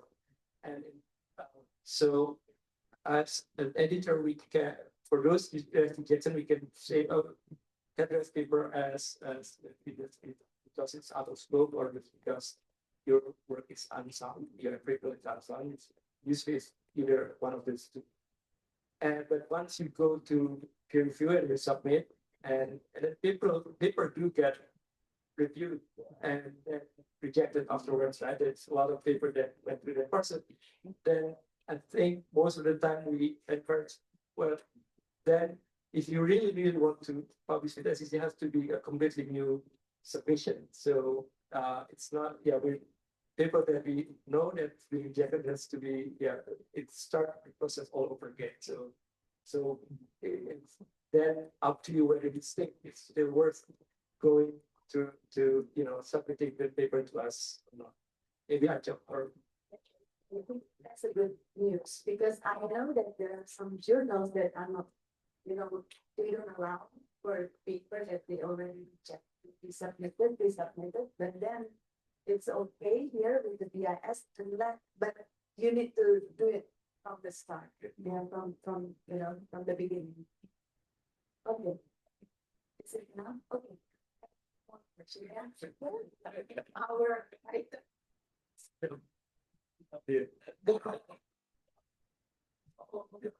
Because nobody asked.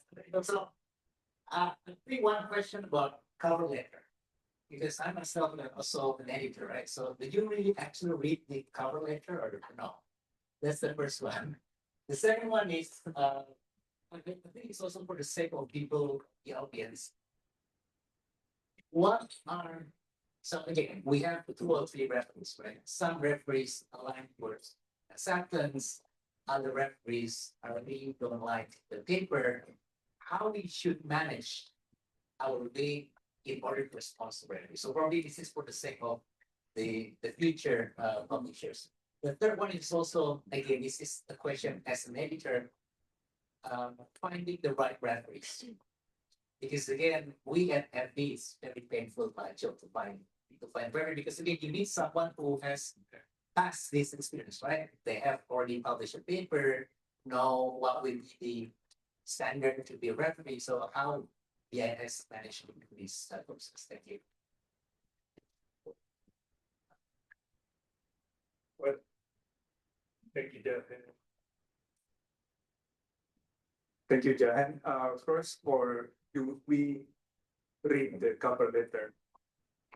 The short answer is yes, but not important. Right? But I think it has a signal from the authors whether they are serious enough or not, right? Because usually when you target a journal, you want to be very serious about, what the guidelines they're putting there in their journals. And when we receive an order from Sean to look at this paper, we also open our S1 account as an editor, the Scholar One editor, and then we can see the tab, right? So the main manuscript, cover letter, supplement if there is, and things like that, right? And we usually just very quickly look at it. And then speaking of cover letter, you don't have to put everything there. Usually, I myself, when I submit a paper, I just write a cover letter, maybe just 2 sentences, like, I would like to submit this for consideration of this journal. This is original. You don't need to say why, because it's already there's already an abstract, right? But I take it as a signaling equipment by the authors. And speaking of which, I think the other signals that maybe this is not very related to the question, but I think it's very important. Sometimes I don't know about Firman and Sarah, but I get annoyed if the authors are really clumsy in the sense that they're not serious enough in formatting their papers as an international for submitting to international journals. I get annoyed if there is a table which is still in Bahasa Indonesia. I know sometimes it's an honest mistake, right? But if there are 2 tables, the column is still Bahasa Indonesia, and then I don't think these authors are serious. So please don't do that, because that affects the psyche of the editors, right?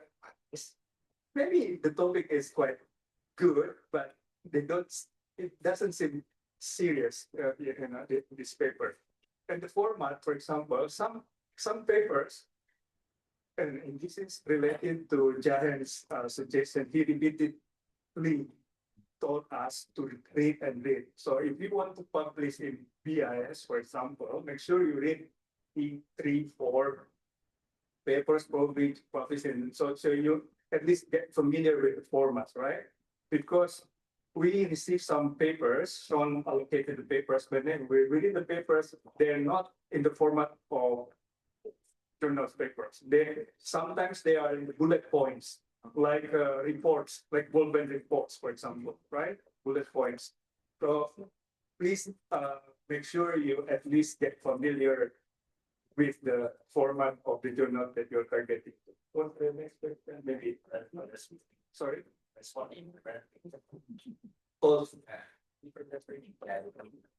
Choosing reference first. Yeah. Okay.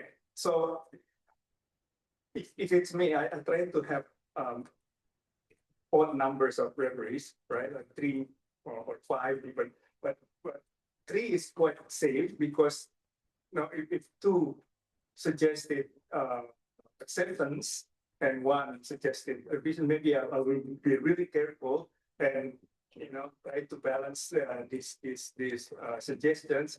And usually 2 and 1, I probably have more weight in accepting or going forward with the next process, right? But if it now it comes to the point that it's quite difficult to find referees, of course, right? And I should be frank that I sometimes twisted arms with Indian friends or former students to become referees. Sorry, Jahen. But it's good, because we also know that they know what they're doing, right? Especially when it comes to empirical papers, for example, we editors really know that those who really understand the nitty-gritty of most recent econometrics tools usually are recent graduates, right? PhD students, because they just do 4 years dealing with that. So they're really good at that. So usually I ask them to do that. So that's probably some tips that I can share, because I also was the editor of LPEM before. So maybe Sarah. If you want to add. Or is it okay? Okay. Question, okay, yeah, it's.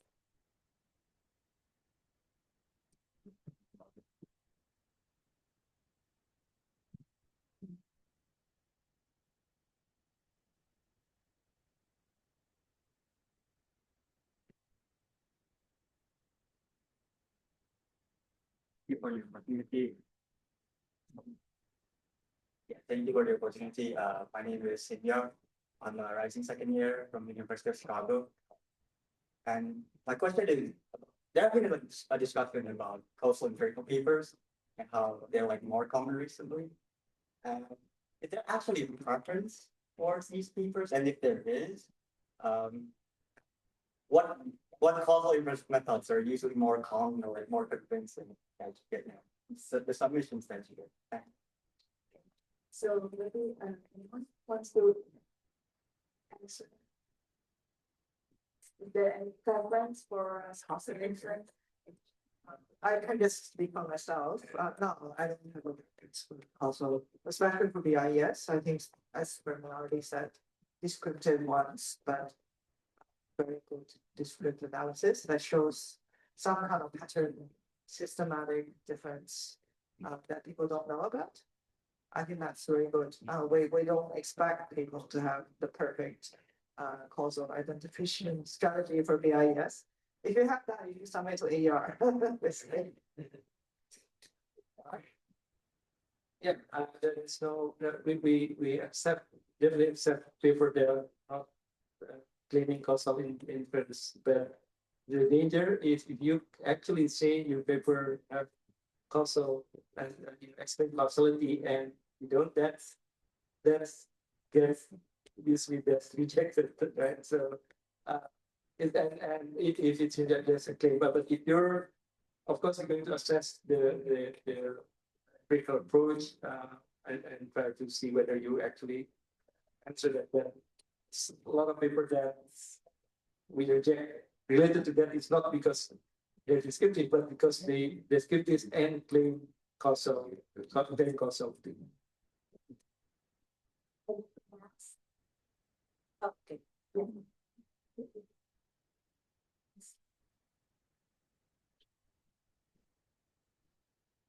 So regarding the method, there are no preference, but later maybe I would like to ask if there is preference for the theory, like do you give more chance for establishment of neoclassical economics, for example, and how you are you open to some marginal theories like institutional economics and some experimental economics. Okay, maybe you can raise your question first. Thank you. My name is Afian from UI. Sometimes or some journals have policy that they determine main topics or main themes for their each edition or film volume. The question is BIES is doing that kind of policy, and if BIES do it,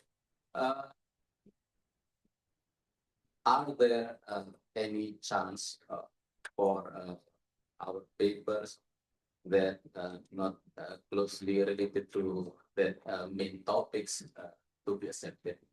Thank you.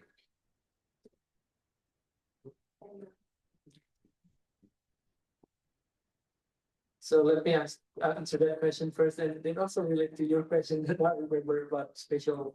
Do we have a special issue, or we rarely have a special issue because it usually if you don't have a special issue, they would assign an editor, external editor sometimes to really select those paper, and it's just a very tedious process and it's because it adds layers of editor process. So we don't usually have that.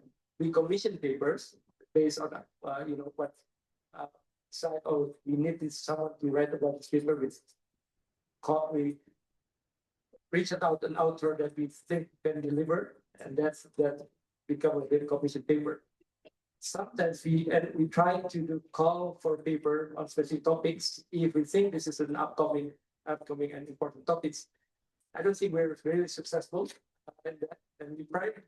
But look at we probably trying to do that again. Okay, we think someone's read this paper, and we will launch a call for papers. But I don't think we're quite successful in that.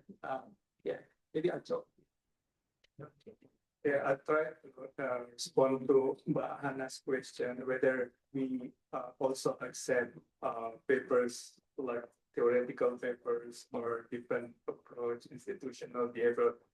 Yes, sort of answer is yes, but of course, after also following all these procedures, we see the abstract linking this with the methodology, causality, and things like that. I think for me, it is more, well, narratives and story are more important than the technicalities.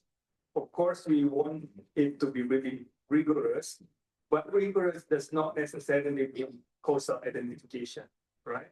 You can do, if you go CGE, for example, there's different approach. If you even if you only do a very simple regression, for example, but as long as you don't claim, for example, if the title already said the causal effect of something, and it's not causality, of course, it's misleading, right? But if you have a good research question, like Jahen mentioned in the morning, and then the narrative follows, the story is there. I think that's very good paper for it, right? It depends. The approach itself is it's just a tools to link between the hypothesis, the test, and the result. So I think don't get really scared with the causal identification as long as it is discipline is tight, the narrative is tight, the argument flows accordingly. Then we can consider as a good paper and probably make it to the BIS. And there's no ideology like it has to be neoclassical or because some of the papers if you read in the bulletin is actually very strongly Keynesian in its approach, and some new approach to economics also appears in the some are commission, like there's actually paper lecture will be there, and it has a different approach, but because the narrative, the argument, it is good, we consider as worth publishing in the bulletin. Something? Yeah, but I think on your question, I do see sometimes submissions of, for example, Pancasila, economic principles, things like that. And yeah, kind of things that are more deviating from neoliberal. I think, of course, we are trained in the neoliberal training where, of course, we have a bias. We say we are against any other kind of school of thought. But if those kind of papers come, I think that they probably need to have some kind of debate, argument, some like claims. Usually that kind of paper I receive, it's like just claims like, yeah, say we should do this, we should do that. Yeah, not really intellectual analysis or debate on this like that.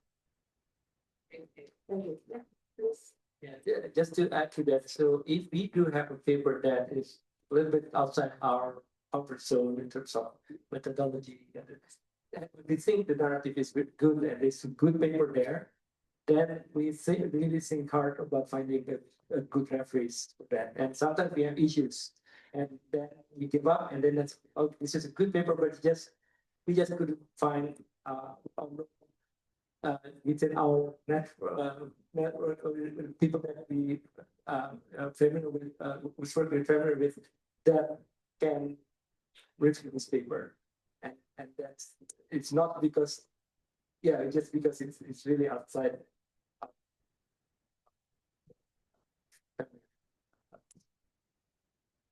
Thank you. Any more questions? Yeah, please. Mas Sandang. Mas Sandang. Just out of curiosity, you mentioned that the rejection rate is 96%. Is it possible for us to know what percentage is the desk rejection rate? Just it like this. And so, it's about 20-30% would be the one that's shown get rid of, and then so that leaves the rest of it. So what's it? Yeah, so 17, yeah, 70% would be just that's union. And that rejection can be done either by the managing editor, which is Sean. So the first door is Sean, right? The managing editor. He usually is not an economist, but he can reject. He has the power to reject if it's really off the what we do. Like, for example, totally above some countries or Pacific countries, has nothing to do with Indonesia, and then he just reject it, right? But then he thinks that it has some economic analysis, and based on the topics, he will allocate, and then that's the second door, us, right? But then we can also just reject the paper. So if I see, okay, this is Sean has sent me this, but it's really narrow. It's just about up and down of stock market, has nothing to do with economic development, and I will reject it with some explanation why there's a constructive feedback. And then, but if it is good enough to send to the peer reviewer, then it goes to the third door, and then on. Best rejection. Okay.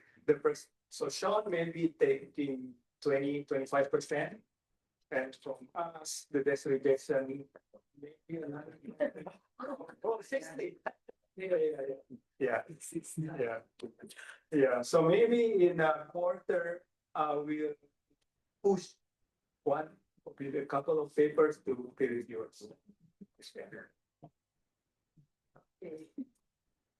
Okay, don't be discouraged. Anyone else? Okay.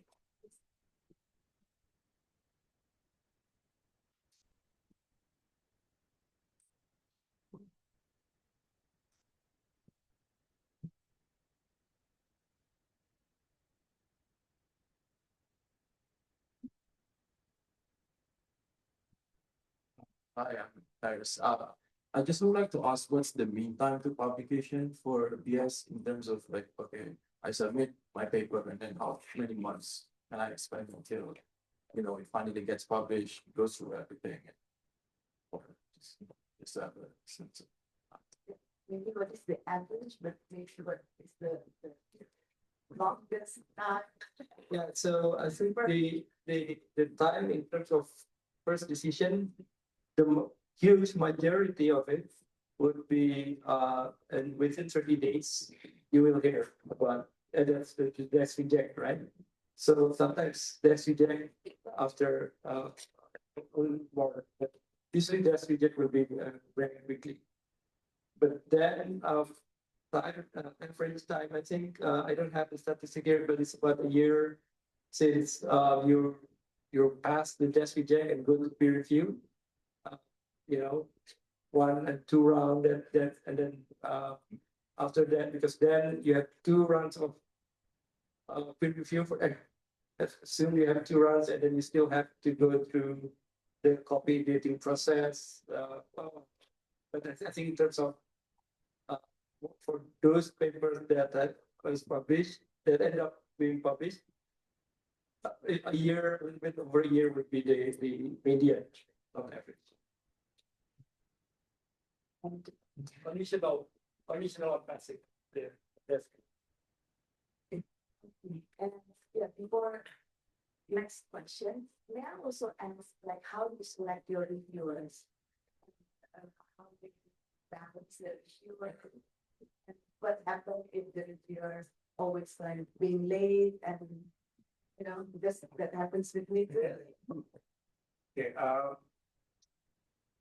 Scholar One has this system of populating the maybe using AI behind the portal that try to match the title and the abstract of the submission with those already published somewhere. Usually they will give recommendation of the reviewers with the papers published with similar topics with the submission, right? But I don't usually use that. Of course, I look at it and then okay, but usually because having been working on Indonesian economic development, we know who actually worked in that area. As unless it's totally new, then I look at that suggestion from the portal, from the Scholar One system. But when it comes to, for example, trade, and I know who's working on this area, who's who in Indonesia works there. But also, when it comes to new method, empirical section, I will go directly to the reference list of the submission and check the most cited reference in that submission, and I might contact that author. So I'll contact the author. Hey, I have this submission. He uses your approach. Do you have time to look at this methodology and please, give some feedback to me? And it's many times as well. And because this is the one probably coming up with that model, right? So I ask him to do that. Now, when the result comes, as I said, I usually have 3, so it's easy to. But sometimes because it's difficult, maybe just 1 or 2, right? So then I have to really read again and then try to balance things out and then before coming to the decision. Yeah. And usually 6 reviewers. No, not that many. Yeah. 3 is usually good. Yeah. Usually in the beginning, I probably can identify 4 or 5 with the expectation because they're all busy, maybe only end up with 3, even 2 sometimes. Yeah. And then because I also try to appreciate, be considered with the time, the editors, because as Jahen said, they're not paid, the reviewers. When it comes to maybe 2nd round or 3rd round, then the authors revise accordingly. Maybe in the 3rd round, I don't bother to send it again to them because, but doing enough, right? So I need to make decision by myself. I will see, okay, this has been addressed, fine, addressed, check. Okay, accept. Thank you, John. Any more questions? Or we could run out of time?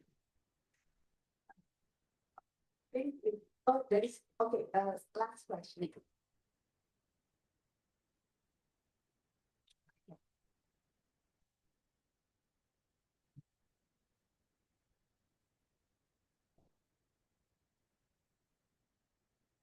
Thank you for the chance given to me. My name is Firman from MPKP. Now I'm doing research about the impact of land conflict on agricultural productivity. My question is it a relevant topic to BIS or not? Yes, thank you. Thank you. Yeah, I think that's the last question, but I also want to add if there are some issues that maybe are if your interest that maybe you can share here so that the audience may know. Yeah, I cannot answer your question. I need to see your abstract. I need to see your research question. So that topic alone, we cannot talk. So yeah, just send your piece to us. Yeah, in terms of topic, so well, there are several for example, I think last year we tried to do a co-op paper. We have paper about industrial policy, for example. maybe we didn't announce it wider right now, or and you know, there of course that mentioned earlier this morning, I think Jahen about digital economy. Those are papers that they change the nature of work, aging. There are actually issues that we are very keen in seeing a submission of, but yeah, I think we also need to do a better job in signaling what we want. But yeah, maybe I joke. Yeah, I think those will change, but in general, BIES is an Indonesia focused journal. So since I think priority was to follow the development of the Indonesian economy, and you would know, right? You're right here, and you will know what are the important issues, and what are the government policy priorities, and those things will, come back to us, and that will become our priorities as well. Yeah, I think the time's up, and thank you for all the editors that are the source person here, and we learned a lot about BIS, and then we would like to maybe give an applause. Thank you very much, Ibu Ana. Before we let me invite Ibu Catherine with me, who is project manager of Indonesia Project, to deliver a souvenir from us for Ibu Ana. I'm sorry, but employees are not getting very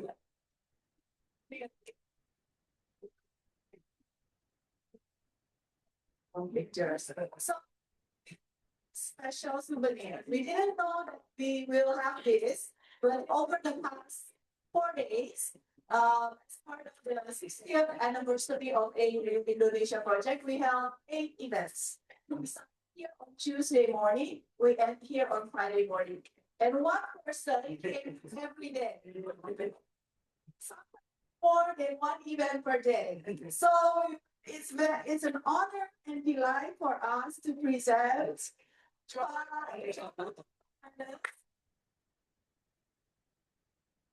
with a special the ANU Indonesia Project with our information.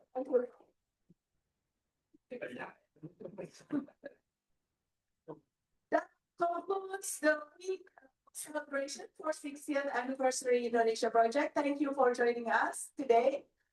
We have lunch outside, but please keep in touch. Let us know if you would like to be included in the mailing list. Please attend our future events. Thank you again.